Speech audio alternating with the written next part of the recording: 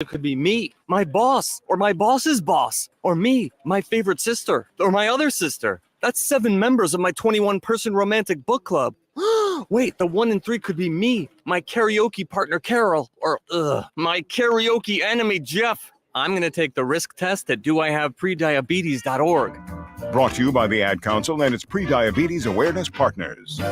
Your home is your empire. Protect it with Empire Fence. Get a free instant quote with the online estimating tool at empire-fence.com. See an upfront estimate with no hidden fees. An Empire Fence can provide privacy and improve the appearance of your home. Keep kids and pets in or out of your yard. Increase security and add value to your property. Visit empire-fence.com now to view the stylish and maintenance-free possibilities for your home and get a free instant online quote. Let Empire Fence protect your empire. Old School with DP and J. Do you think it's too early to talk about Patrick Mahomes as the greatest of all time? You know, to be honest with you, I think he might be on ahead of the pace. It was definitely on pace, maybe ahead of the pace. I think right now everything that he does is going to get overblown, and I think people so quickly forgot the 20-year run of the Patriots. Not 5-6 years, 20-year run of Tom Brady and the Patriots. On 93.7 The Ticket and theticketfm.com.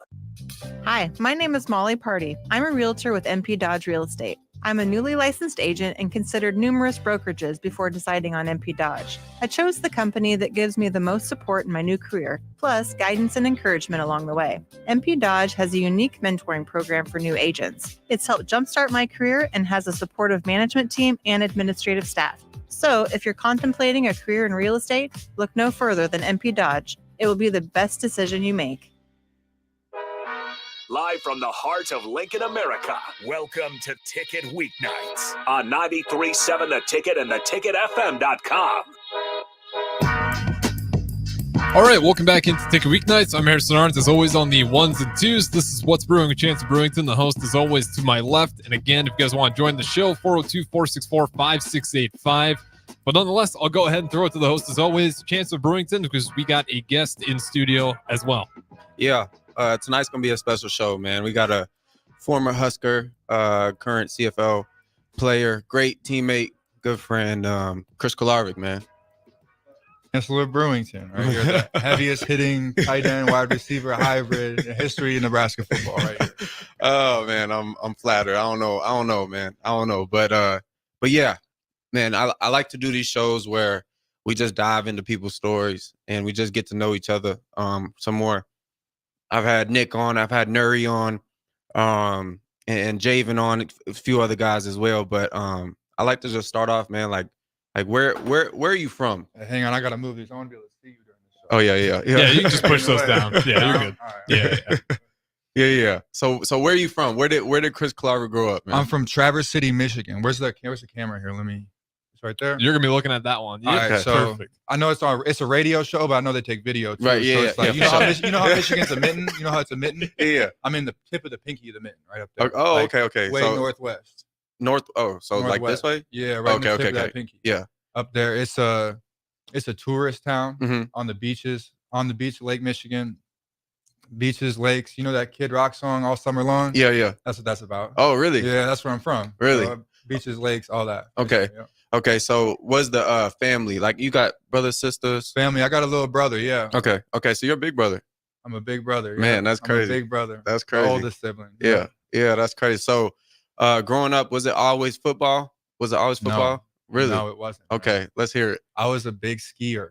What? I was a ski racer. Really? Downhill skiing. Oh my gosh. Yeah, I went to the Junior Olympics in 7th and 8th grade. Bro, how am I just hearing? That was my thing. Like, that was my thing. Really? And then I was like, I got to high school and I was like, I just wanted to play a sport with my friends. Like, I just wanted to play a sport with my friends, represent my school. Mm-hmm. And I always loved watching football on TV. Like, I played football a little bit, like in going up Pop Warner Middle School. Like, I played, but I didn't really it wasn't my thing. Like, my thing was skiing. Like, I did it every day in my childhood until I was 8th grade. And then I was like, you know what? I'm going to go play college football. Like, that was my goal. I just decided in 9th grade, like, I'm going to go play college football. Really? That was what happened. Yeah. So in high school sports, was it just football though? It was Football, I played basketball in my 9th and 10th grade year. Okay. And other than that, it was just football. Yeah. So when did it kind of click for you? Whoa, well, hold on. What position did you play? Because I know I've talked to you about this one. Yeah, I played DB my whole life until I got to 11th grade, and then I started playing linebacker. Really? Yeah.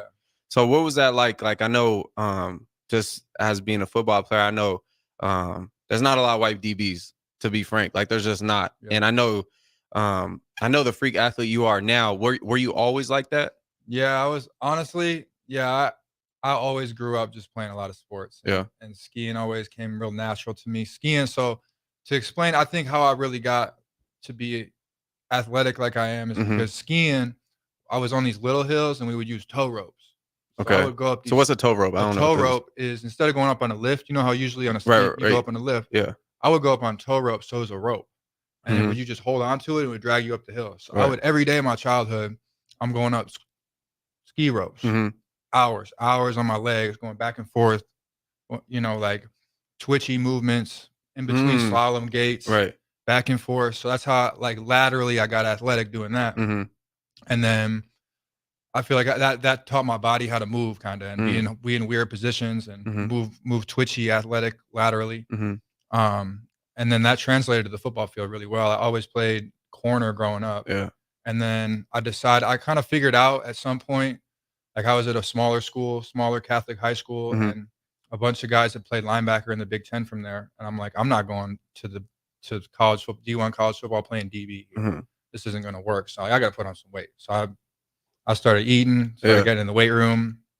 And I was like, I'm going to go play linebacker somewhere. And that was the goal. Yeah. So I think that's an interesting point. Like the self-awareness you had, like knowing like, okay, like this is probably what's going to be best for me if I transition here. Like how do you think that was something that you were just groomed as like a youngin', like you just always had that self-awareness? Cause I think that's like definitely a humble pie to just eat that down. Like, hey, look, I gotta maybe switch a position to elevate myself later in life. Yeah. Yeah. I always think like that. I always think a step ahead. Like, okay, what's going to be, first of all, what can I do well? How can my skill set work in this situation?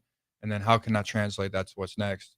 And also the other thing was from my high school, I grew up watching dudes play linebacker in the Big Ten. Like we had, I don't know if you know who the Bulla brothers are. They played at Michigan State. They were Mike linebackers at Michigan State. My whole childhood, I grew up watching them.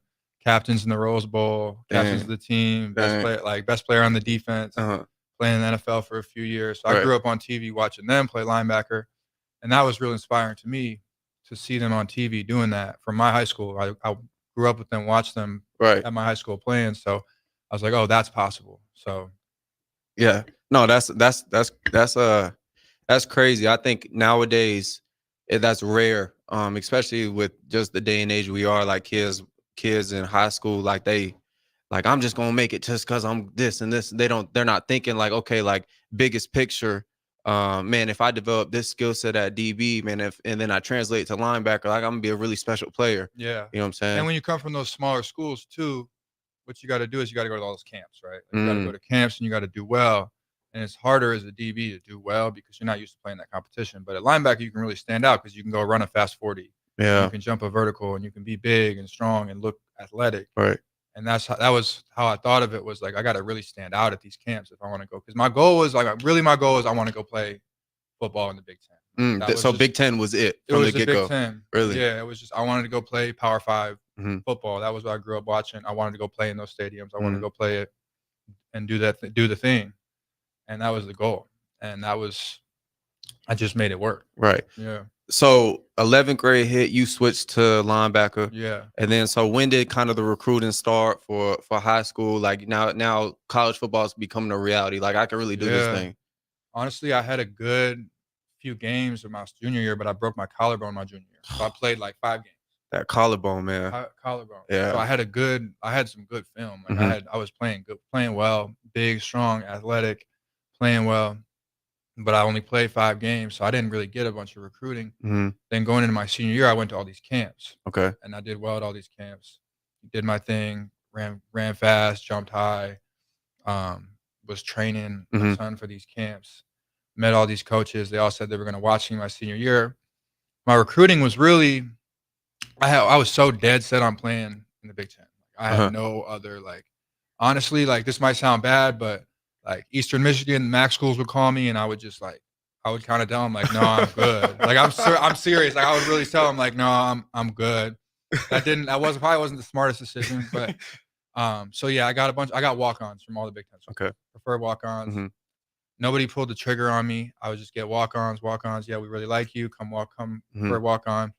And then late in the process, I'm like, man, I really don't want to pay for school. Like, yeah. So then late in the process, Northern Iowa called me. Okay. And that was the only full ride offer I got, because I had up to that point kind of pushed away a lot of like smaller schools. Right. And at that point, that was the only one. It was like mid-January at that point before signing day. So I'm like, I guess I got to go here. Yeah. And it ended up being the best decision I ever made. Really? Yes, that was the best decision. That place made me as a human. The people there made me, the school, the place. I can't say enough good things about that place. So you signed February 3rd or whatever it was? Yeah, whatever the signing day was. First Wednesday of February. Okay, so then you go to Northern Iowa in the fall, obviously. What was that first fall camp like? Brutal. Yeah. I got there in the spring, so I left. I skipped my high school graduation because I wanted to be there on time for workouts. Yeah. So I got there on time for workouts early June. Did workouts all summer. Brutal. Yeah. Summer class. You don't know what you're doing. You don't know anybody. I never lived outside of Traverse City. I'm in Cedar Falls, Iowa. I don't really know anybody. Right. 2 workouts a day. We got position drills. We got all this. You know how it is. You're busy all day. And the freshman there's a little bit more stuff. There's you got way more. You got to do study hall. You got to do class. You got to do all the things. So, that summer and then that fall camp was brutal. I remember looking at the older guys. I remember getting there like, oh, it's Northern Iowa. Yeah. I wanted to go to Michigan State. Like, this is Northern Iowa. I'm gonna go. Right. I'm gonna go be stupid, good. Yeah. And I didn't. I didn't. Like, it was hard. Right. So I was playing nickel at the time, playing outside, like that kind of DB safety type position. Right. And I was probably like 210, 215. And then going into the next year, there was opportunity at will linebacker. Okay. So I was like, all right, I got to bulk up. I got to be like 225. That they had a crazy strength program there. Jed Smith, shout out to Jed Smith, the strength coach over there. Okay. Kane Thompson, shout out to Kane Thompson. I hope he shout out them boys. The boys, yeah. Their strength program was it. They were killing it over there, and it was hard. Like, it was brutal. They were on like some German strength training, like squatting 5 days a week type. 5 days a week? Yes, we were in there getting strong. Like, right. Like, you seen how many draft picks they've had out of there? Like, yeah, no, they had some boys. They had some boys in there. Like, that's who we were with. Yeah. So, just going into my freshman year, or my redshirt freshman year would have been. Just got strong. Yeah. And strong and fast and big, and ended up starting at will linebacker in that redshirt freshman year. Yeah. So what was that transition like? Live bullets from high school, like, dude, I just felt like everything was just flying. Like, I'd never really played in the box before. Oh yeah, that even in high school when I was playing linebacker, I was playing like more of a nickel spot. Okay, so you're really outside the box. Really outside the box. Yeah, and the box, for anyone who doesn't know, is basically from tackle or ghost tight end to the other tackle or tight end. So that imaginary box, every player inside there is the box. Yeah, and when you're playing linebacker, you really have to be able to see the picture of like, oh, there's a puller, or this is power, right, or it's zone. You got to be able to see what it is. Right. I'm just like, what is going on? Like, I've never seen any of these pictures before. Yeah. It's like all happening, and it's happening at the speed of college football. Like, bang, bang. So I just remember we would do all these drills to help me figure out my eyes. And I remember coaches getting so frustrated at me, like, dude, how are you not seeing this? Like, how do you not see it? Like, and I'm like, I just wasn't getting it. Yeah. And like, it started clicking, and then I started playing really well as I got going. But yeah, that first trying to figure out the box was brutal. Yeah, I think there's one thing, especially just going from tight end to receiver. I mean, from receiver to tight end. Like, seeing things on film is so different from in the box. Like, receiver, you could really like, oh, like, dude's playing 10 yards off, like, oh, he's inside tip. Like, I know what that looks like. In the box, though, like when you're watching film, like you don't understand how much, like, oh, that backer's boxed over a yard. A yard is a lot in the box. It is a lot. Like in split out, like a safety spots over, like he over a yard. Okay, that line up wherever. yeah, whatever. Yeah, that box is like you got to be able to read those patterns. Like, the pattern happens, and it's like, bang, I got to go here. But if you've never seen the patterns and your eyes don't know what it's looking at, you try and look at the guard, and then you miss the other guard. It's hard. Yeah, I think also like the staples of football, like everyone has like the principles of power, the principles of counter, the principles of inside zone. So like it naturally will unfold the way it usually does, unless there's a wrinkle to it, of course. But like once you get the feel for once you get the basics, once you do it for a camp, once you do it for a spring ball and play, camp, you kind of figure out how the patterns work. Just when you never done it in those first ones, and you kind of scared because you're 18 years old and you're going against grown men, and it's like you got a little fear in your heart. You're in there. Yeah, it's bullets flying. Right. So when was the first year of like you like playing college ball and you're like, oh, I could really play this. Like I could really play this. Like I'm kind of like a deciding factor in a game. Like I don't know if that happened for you, but my first time playing, like my true freshman year, there was a time where like I like low key like snapped on a game and like kind of took it over. Then I was like, wait, I think I can really do this for real. Like I can really do this. My redshirt freshman year when I was starting, I broke my foot in the 6th game, so I didn't play half the season. But I ended up being freshman All-American. Like I think I was averaging like 11, 12 tackles a game, something like that. Oh my gosh! Like I was playing well. Like I had a lot of tackles. I was making a lot of mistakes because I was young and like my eyes were messed up a lot. But I was just out there kind of balling, kind of just finding the ball. So I would just go out there and just really find the ball, and I would find the ball a lot. Yeah, because I was athletic and I just kind of would do my thing. Like they didn't know what I was doing because I was just like out there. So then broke my foot in the 6th game, had a couple surgeries in the off season. That was a whole thing. Came back my sophomore year and everything just slowed down. Even though I didn't really do camp because I had been hurt, I went in the game and it was like, it had just slowed down. And the moment I think I realized it was, so I missed the first 3 games because of the foot thing. I had a couple surgeries, had it late, whole thing.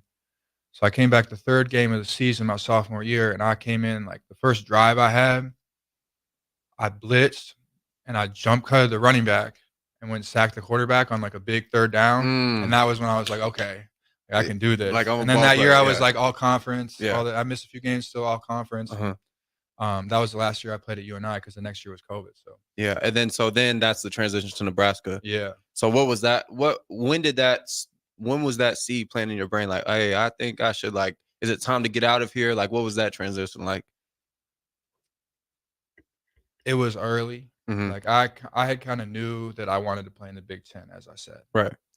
I graduated early on purpose. Like I graduated in 3 years from UNI. Oh wow. On purpose. Because I knew that if that potential was there, if that opportunity was there, I wanted to give myself that opportunity. Because at the time, when I first was wanting to move up, the transfer portal wasn't a thing.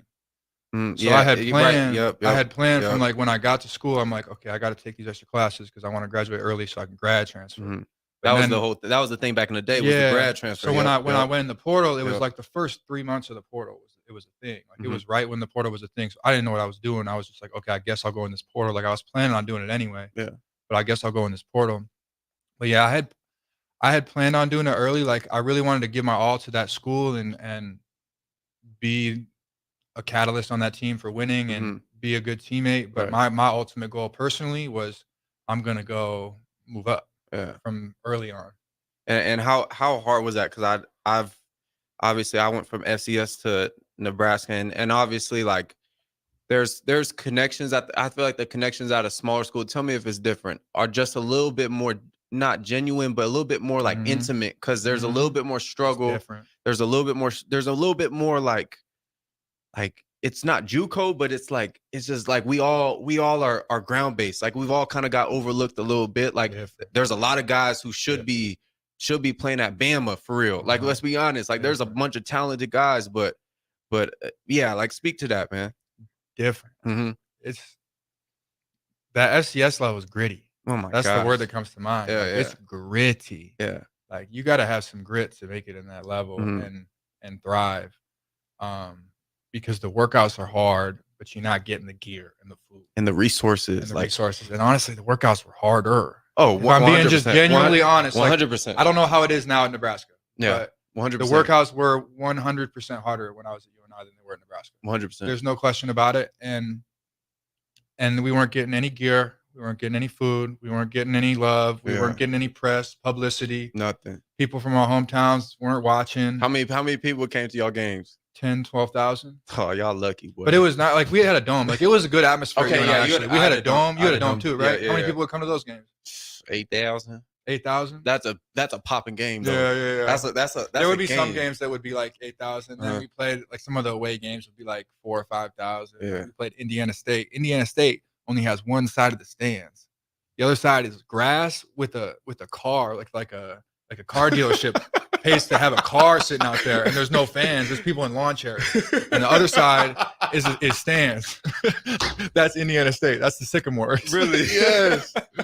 Hey, the linebacker though, when we played them, they're starting Mike linebacker now. He's starting Mike linebacker for the Broncos. I don't know if he's starting, but he's on the Broncos. Yeah, that's dope. Yeah, that's dope. I think the FC. Wow, that is crazy. He just pulled that up. Yeah, it is. Right? It's weird looking. It's weird That's looking. crazy. Yeah, and I'm guessing the away team going that side. Oh yeah. It was like hard to get hyped for that game. I was like, kind of like, what are we? Okay, like, all right, we're out here. Yeah, no, we out here. Oh my god! Like I went to a small high school, but my small high school stadium was about this size.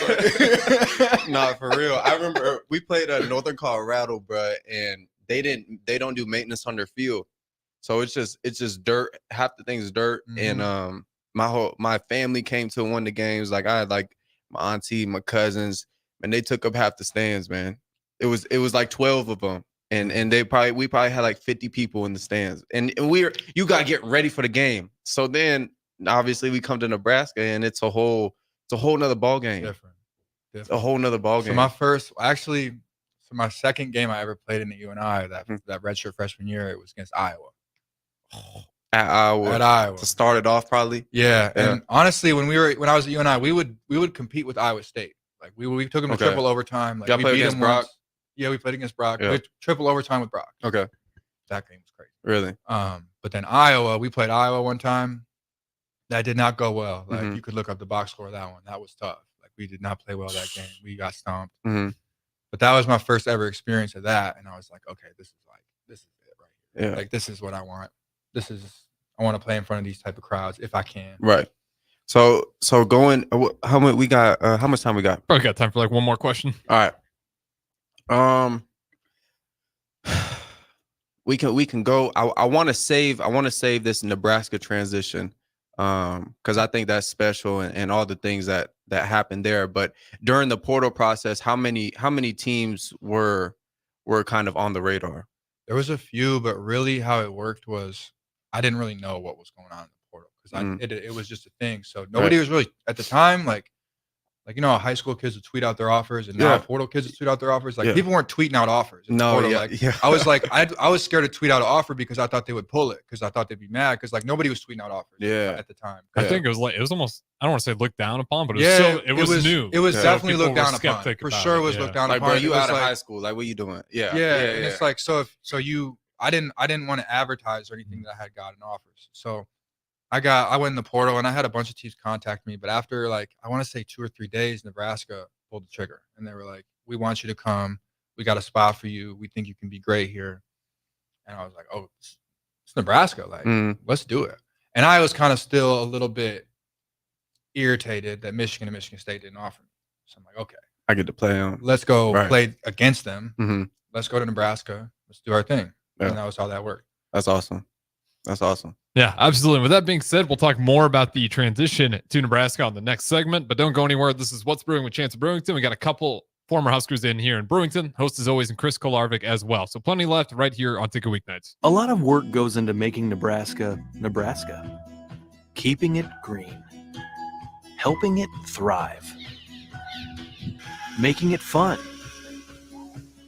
Everything that goes into caring for our outdoors, from waters to wildlife, plays a big role in making Nebraska home. Learn how we help conserve our state's natural resources at outdoornebraska.org. Paid for by Nebraska Game and Parks. Aired with the Nebraska Broadcasters Association and this station. A lot of work goes into making Nebraska, Nebraska. Keeping it green.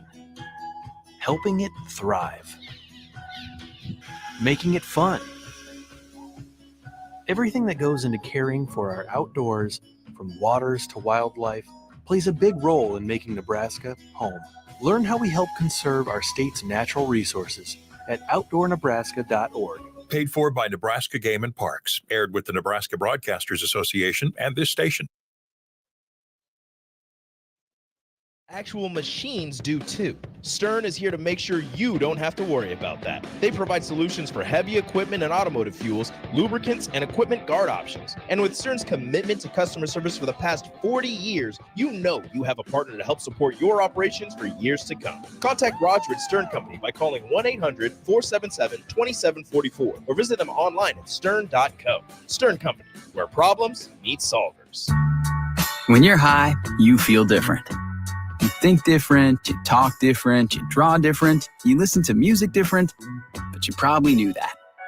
Problem is, you also drive different, and not in a good way. That's why driving high is illegal everywhere. So if you're high, just don't drive. Make a plan to get a sober ride. Because if you feel different, you drive different. Brought to you by NHTSA and the Ad Council. Are you working in or looking to get into the electrical construction industry? The electrical workers of Local Union 265 are now hiring licensed journeymen and apprentices and are offering great pay and benefits. Call Mike at 402-875-1034 to apply. Start your electrical career today. When it comes to making plans, you are the best. What about those round trips, which are perfect on your way there and perfect on your way back? Or those meetings with friends, surprise parties, camps, birthdays. The same way you plan for the important moments, start planning to protect you and your loved ones from a natural disaster. Sign up for local weather and emergency alerts. Prepare an emergency kit and make a family communications plan. Get started at ready.gov/plan. Brought to you by FEMA and the Ad Council. Hey guys, Jake Sorensen here from Early Break. The garage door at our house has been needing replacement for a couple years, and a few months ago, we finally did something about it. Steve's Garage Doors and Services was great through the whole process in providing options and also going to the next level to get a door that was approved by our HOA. And best of all, the removal of the old door and installation of the new door was done smoothly with no issues. Call Steve's Garage Doors and Services today at 402-480-2840. A team succeeds when they work together. Banking's no different. At UBT, we're in your corner for every financial move you want to make. Your money's backed by a roster of experts who put in the work to know you and your community. So whether you're opening a savings account, buying a home, or planning your future, you always know who to turn to. Working together toward your financial goals. That's a win in our playbook. Union Bank and Trust. Equal housing lender, member FDIC. February is National Pet Dental Health Month. At Parkview Animal Hospital, their skilled doctors and staff can help identify and treat a wide range of dental issues. If your pet is showing signs of bad breath, abnormal chewing or drooling, reduced appetite, or refusal to eat, now is a great time to speak to a member of their team and help get your pet back on track to a healthy lifestyle. Call Parkview Animal Hospital today at 402-423-6939 to learn more about their discounts on dental cleanings, procedures, and hygiene products. Houses? They're expensive. And once you buy one, you're kind of stuck with it for a while. You need to make sure you get your best house for the best price. You need Ben Bleicher and his team of pros at Professional Realty Group. They'll take the time to figure out what's important for you in your dream home, and they have the expertise to find the hidden issues that could surprise you after the sale. That's professional knowledge, proactive service. We call that potential. Ben Bleicher and the team at Professional Realty Group of Berkshire Hathaway's home service ambassador. Find more online at prg-ne.com. With a Planet Fitness Black Card, you don't just get a great workout, you get a great perk out because your membership is packed with perks. For $1 down and $24.99 a month, you'll get perks like access to any of our 2,400 clean and spacious locations. Bring your friend anytime and both work out with tons of equipment that'll give you that big fitness energy. Relax in the Black Card spa and more. Work out and perk out with the PF Black Card. Join for just $1 down and $24.99 a month. Hurry, this deal ends soon. See Home Club for details.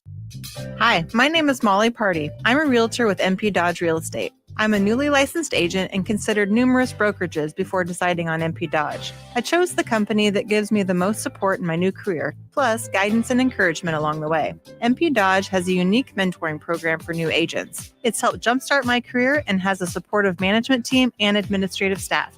So if you're contemplating a career in real estate, look no further than MP Dodge. It will be the best decision you make. Liberty Law Group is committed to the defense of your liberty and pursuit of your justice for those that have been injured. My name is Seth Morris, attorney with Liberty Law Group. If you've been injured in an accident that wasn't your fault, call 877-42-LIBERTY. Our relentless trial attorneys are committed to the highest quality legal representation. At Liberty Law Group, we will fight for you. Call 877-42-LIBERTY. Again, that's 877-42-LIBERTY. Back to the Ticket weeknights on 93.7 The Ticket and theticketfm.com.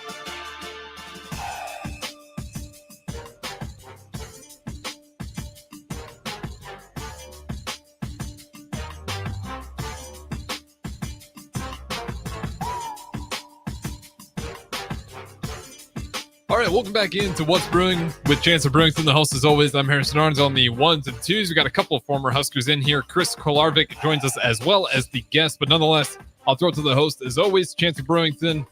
What else you got? Yeah, man. So we stopped at the portal, and then Nebraska pulls the trigger.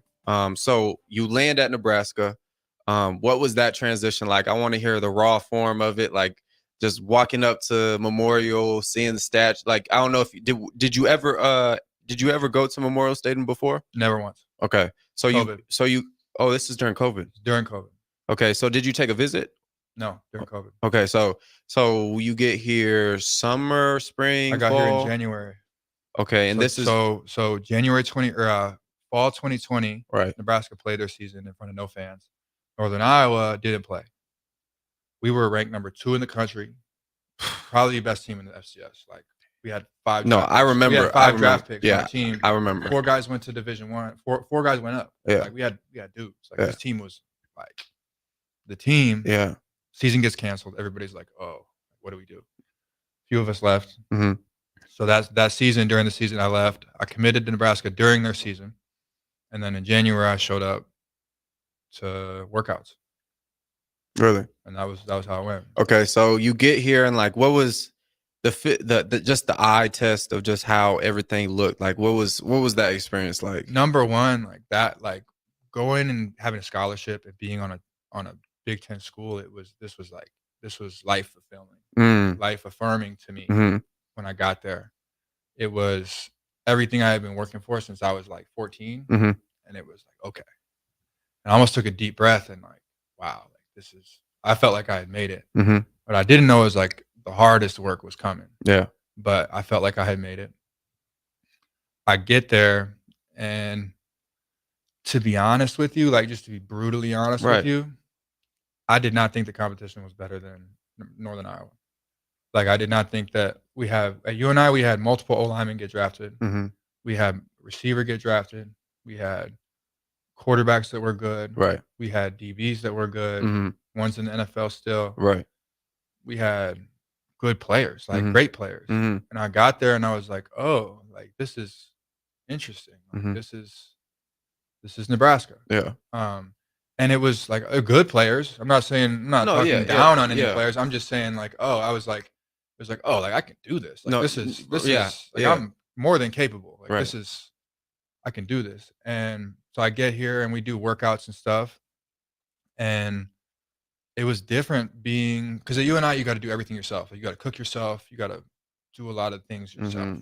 And here it's like, okay, here's clothes, here's food, here's this, here's everything you ever need and ever wanted and more. and it's like everything's getting thrown in your face, and you got all this extra time too, because you're not doing like, because I would spend so much time cooking at UNI and mm-hmm. eating and mm-hmm. and doing my own stretching and workouts and stuff. Yeah. Quick question: after y'all workouts, what would you get at UNI? Nothing. Like nothing. Like, I'm trying to think. Like sometimes we'd get a muscle milk, bro. Like, that's what I like not even like not even every time though. Like, oh my gosh, I tried to tell someone. I said, look, we got a muscle milk and an apple or an orange. Or you don't grab both. You don't grab both. Yeah, no. And people lost they lost their mind when they implemented the PB&J. Bro, they lost their mind. Mm-hmm. They they set up like a whole thing and like announced it to the team. Like, look, we gonna have PB&Js now. Y'all get to make y'all PB&Js after lift. Only one though, but y'all get to make this. Like it was like a big thing. Like everyone got a PB&J. But now you go to Nebraska, they got you come in, you got the landing, which is different from breakfast. You got everything you could ever need. You got lunch, you got dinner, you got everything. Oh my goodness. Different. Yeah. You guys went to nice FCS schools too. You weren't even at the worst of that. Well, Like Northern Iowa's a good school. That's a Like good they school. got decent money there. Like Yeah. No, for sure. So you get to Nebraska, see kind of the competition is what it is. It's not anything too polarizing. Like, oh my gosh, like this, I can't compete here. And then so when was your first live bullets at Nebraska? Like, what was the first game? First Memorial game. First Memorial game. This is gonna sound weak, but I think it was like Fordham. Yeah, it's probably better. Okay. I think it was Fordham. Like Okay. That was the season opener. Yeah, it was what it was. Oh wait, we were the same. Yeah. Oh, I didn't even know that. You were just here for a whole off season though. Yeah. So you got spring ball, and Yes. so you came in with what, Samari? I came in with Samari and Step. Okay. Mhm. Yep. Mhm. Those them boys. Yeah. Them boys. Yeah. No, that's awesome. Shout out to Marquis Step. Yeah, shout out Steph. Training for the draft. Yeah, great running back. So you get there, like what was that like? Because for me personally, going like we talked 8,000 to 80 something thousand, 90,000, it's a whole transition. But also, I want to pick your brain on the mental preparation as well, because one thing for me, it was always getting myself hyped up for games. It was always like I gotta cry, I gotta do all these things to get emotionally prepared. As for Memorial, I tried to do it, and now I'm way too gassed because the energy from the crowd it's like I'm already at a 85, 90%. Now I'm at like 130, and I can't breathe, and I can't, like what was that like for you? Yes, I couldn't have said it better. And I think it was hard because you get thrown into it, and then you start playing around with how to get ready for the game, and you're in the middle of the season, bro. So you're kind of having a little bit of not knowing what your pregame routine is, and you're in week 6, and you're kind of doing whatever works. And yeah, it's hard because it's hard to go. That's why it's hard to move up. That's why it's hard for guys to move up, because yes, the crowd is a big factor. Like it's huge the factor. crowd and the people watching and all the pressure and all the things going on. It's a big factor. Yeah. And it takes time to get used to, especially when you come from a smaller school. Yeah. And because it messes with your mind in different ways. Because this person's watching, or that person's watching. You see everybody in the stands, and I gotta play good or whatever. It's all of a sudden you see Will Compton on the sideline. Oh, that's the dude from. And then you see Taylor One. Oh, wait, and then all of a sudden you see they had Gabrielle Union at the older games. We wasn't there for that, but like Portnoy was that last year. Really? Michigan. Yeah, Dave Portnoy showed up. Yeah. So it's just a bunch of different factors. I want to ask you something. What was it like outside of Memorial, like getting here and understanding what the fan base brings to this state, this city, like what it all entails, like, because I think that was something I had. That was one of the most hardest things for me to navigate. Agreed. Because it was almost like this fine line of staying humble through it all, because you go outside and people going, hey Chris, how you doing? Like, and to this day, I'm sure it still happened. And then also like, oh bro, but I still got things I want to do. Like, I still got things I want to prove. Like how was that for you? The attention from the fan base? It was different. Yeah. From the day I tweeted I was coming here, it was different. I'd never gotten that much engagement ever. Yeah. Anything that I'd ever tweeted, whatever. And it was just different. And I didn't know how to navigate it personally. I didn't know. I didn't know how to navigate it at first. And it took me a minute. And I didn't get how to interact with fans, get to know them, understand they care a lot about this too. Yeah. They really have a lot invested in this too. Right. And that they're there to help you. Like, they're there to support you, and they're there to push you to new heights. They're a good thing. Those fans are a good thing. But sometimes you lose those games and they don't feel like a good thing. It feels like it kind of, what the fans do to me is they magnify everything. They magnify everything. They multiply every emotion that you're having. So when you're feeling good and you're winning games and you're doing good, or you're nervous for a game, they multiply that. Yeah. But if you lose and you're doing bad, then they multiply that. Mm-hmm. Like you get in an Uber, like I tell this story sometimes. Okay, but go ahead. You'll get in an Uber on a Friday night, whatever. You'll get in an Uber going somewhere, and you'll be in the back of the car, and the driver will start talking bad about Nebraska football. He'll start talking about my friends, and he'll start saying, "Oh, this dude is not playing good. He's doing bad. He sucks. Whatever." And he doesn't know we're on the team. And it's like, oh, okay. So I got to deal with this on my day off. Okay. Yeah. But yeah, it's like everything's exaggerated. Everything is magnified. Yeah. I think to that Uber point, man, me and Buddha have been in plenty of Ubers, and it's like, oh, what's y'all names? And we're like, the first couple times, oh, boom, boom, Javen Wright, Chancellor Brewington, and then all of a sudden it's like, oh, and then the next Uber, where I'm Chad Smith. I'm no, for real. Like, that's why I didn't say anything when the dude was talking. I just didn't. I didn't even mention anything about it. Yeah. Like, bro, I tell this story sometimes, and this is no flex. This is just the reality of being a athlete that played at Nebraska. I go to FNBO, right? Yeah. I'm getting a new credit card. Right? Yeah. And the dude gives me options to pick out some cards, right? And I'm like, bro, there's no like regular card. I just want a regular card, right? But there's like Creighton, Nebraska, and there's like black shirt ones, and I'm like, bro, I can't get a black shirt one. And I say it out loud, right? I say it out loud, and he hears me, and he's like, oh man, but I really think that you hit like one. And I'm like, I didn't tell. You didn't even say your name. There was no like nothing, and I was like, dude, I just told this where my mama lived. I just told this man everything, right? Mm-hmm. So it's just like it's just different out here. And you just I didn't know because I grew up. I mean, the town I grew up in was small. Yeah. I didn't grow up in a big town. Cedar Falls, Iowa. You can look up the population of that place. Yeah, not big. Yeah, and it's not like Lincoln and Omaha is big, but the fan base is really big. Mm-hmm. So yeah, it just took me a second to figure out how to navigate that. Yeah, for sure. So what was your favorite Nebraska game that you played in? Iowa. Oh my gosh. Oh my gosh. Oh my gosh. Game sealing pick. Yeah, that was fantastic. That was a time, man. That was poetic. That moment was poetic. We do have to go to break. Okay. So we could tease this one for the last thing right there. So don't go anywhere. This is What's Brewing with Chancellor Brewington. The host, as always, a couple of former Huskers. Chris Kolarvik joins us as well. Don't go anywhere. We'll be right back. Liberty Law Group is committed to the defense of liberty for those accused and the pursuit of justice for those injured. Liberty Law Group's relentless trial attorneys specialize in criminal defense and personal injury law.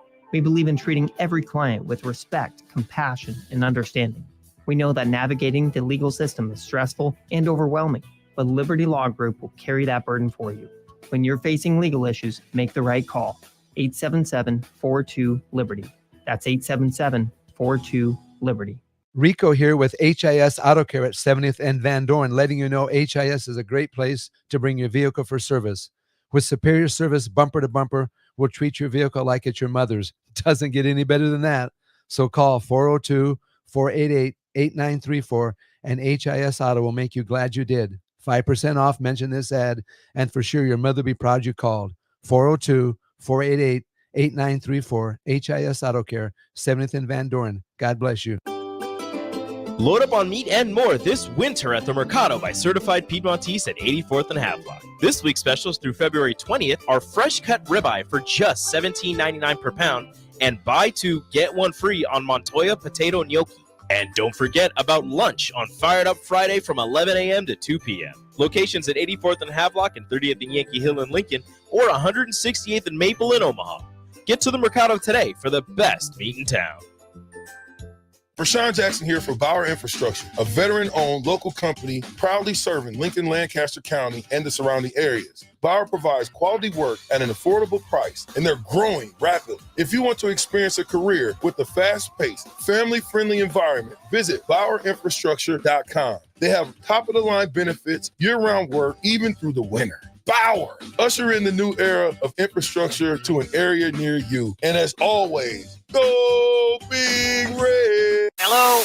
Hello? Believe it or not, old phones are one of the most common pain points in offices today. Many of these phones are beyond repair because parts aren't available to fix outdated devices. Whether it's a traditional phone system or cloud-based VoIP technology, Hamilton Business Phones can help upgrade your connection. We make it easy to sync your office phone with yourself for seamless call handling, no matter where you work. If your current office phone can't do this, you deserve better. Hire your local experts. Hire Hamilton at hamiltonisbusiness.com.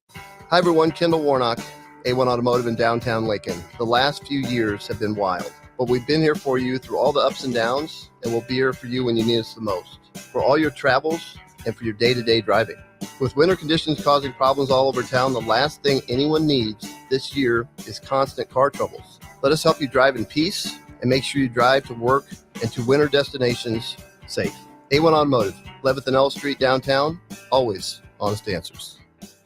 Rico here with HIS Auto Care at 70th and Van Dorn, letting you know HIS is a great place to bring your vehicle for service.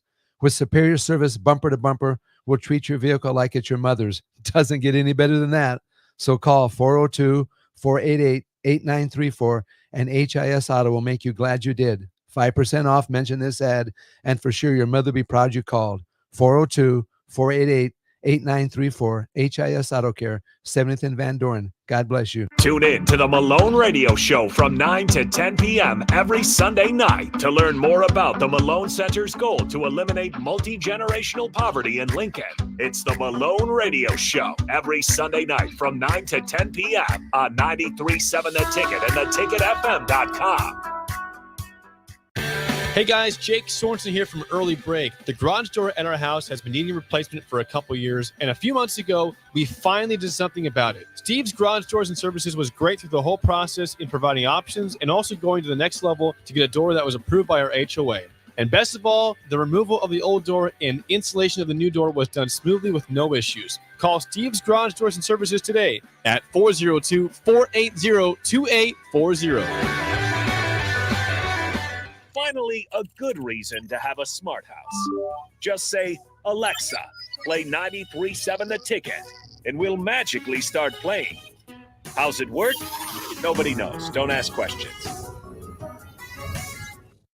Back to The Ticket weeknights on 93.7 The Ticket and theticketfm.com.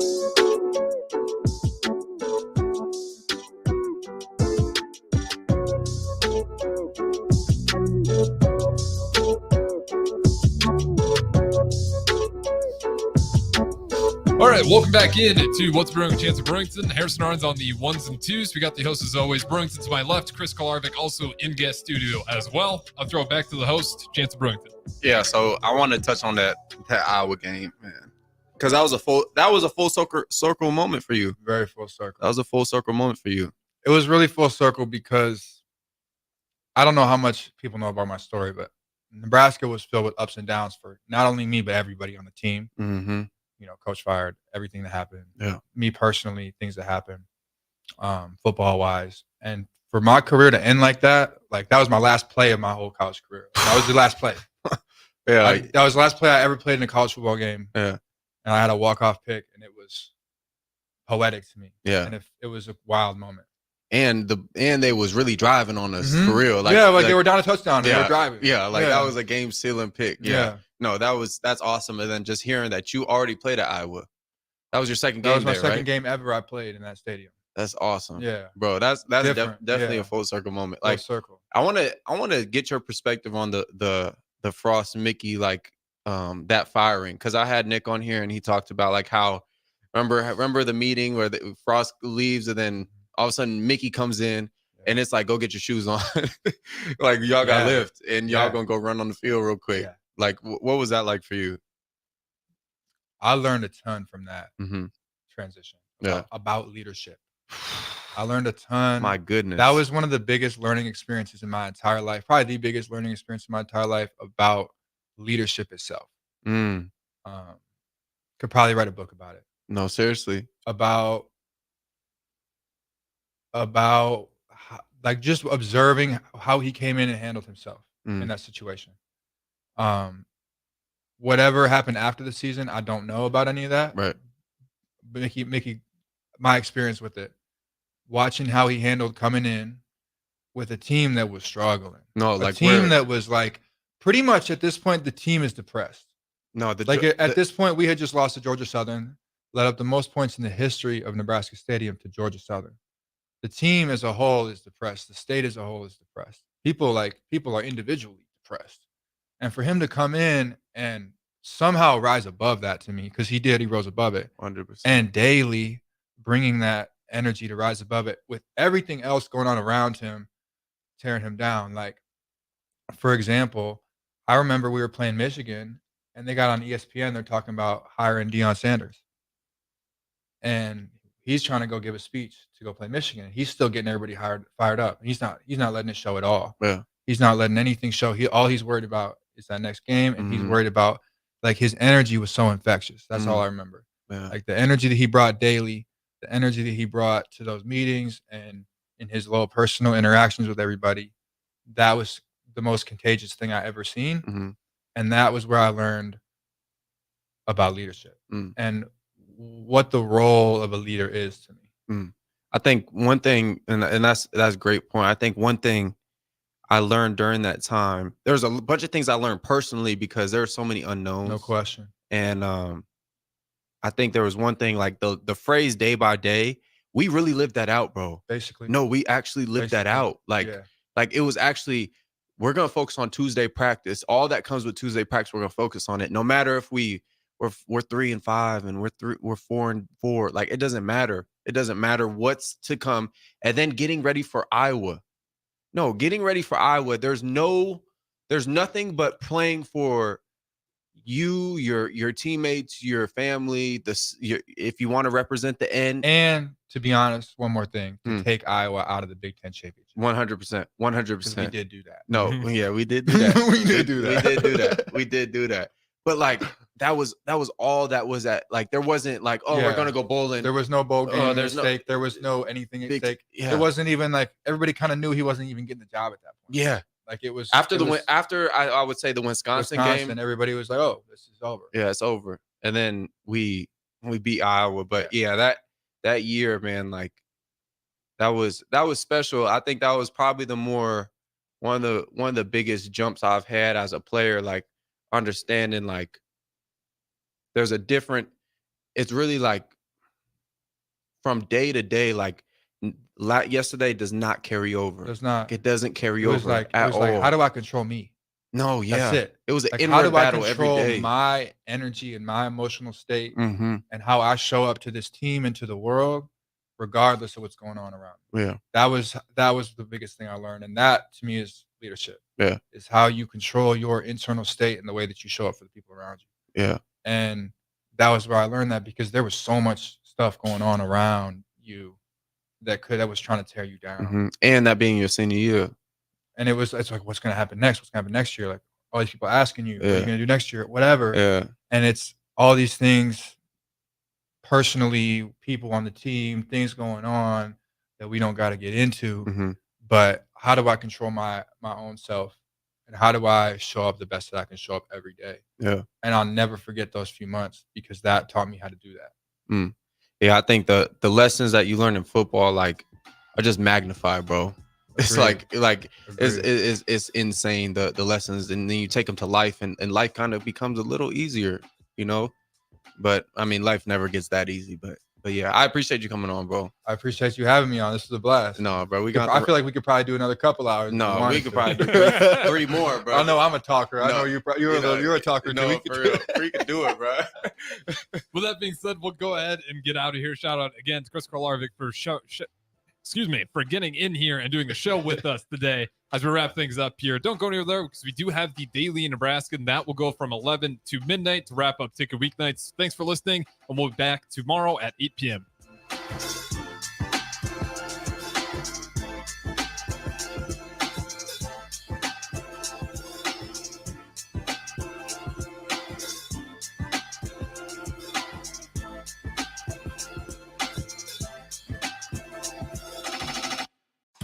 Introducing The Outlet by Sartor Heyman.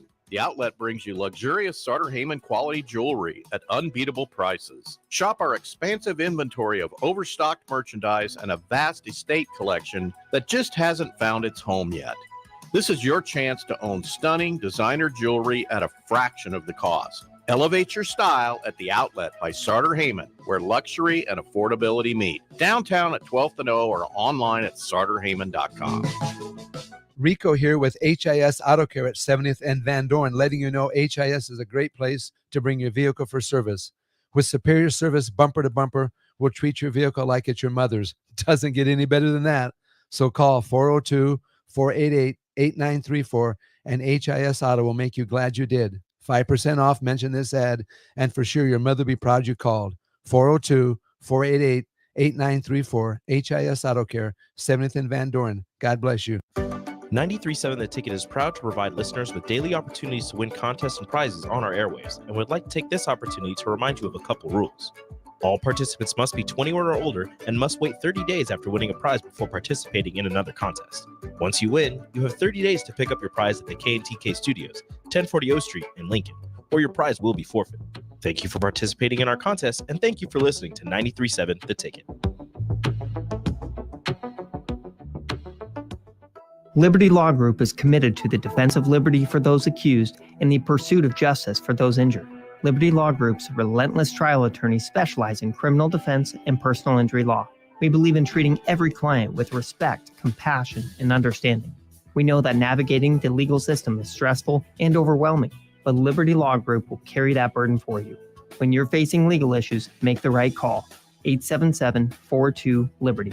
That's 877-42-LIBERTY. Ready to upgrade your combine in 2024? The team at Landmark Implement is here to help find the right combine to fit your operations needs. Choose from 4.5% for up to 60 months or a 12-month interest waiver, followed by John Deere financial rates with approved credit through the end of February. When you purchased a pre-owned S or X Series combine from Landmark, know you are backed by Landmark's extensive parts and service network with mobile techs and parts drop-off points to keep you up and running. View our current inventory online at landmarkimp.com or stop by your local Landmark to experience the Landmark difference. Garage doors can be expensive. Are you keeping yours in the best condition possible? This is Cameron Hall with Doors Plus. Doors Plus is a locally owned business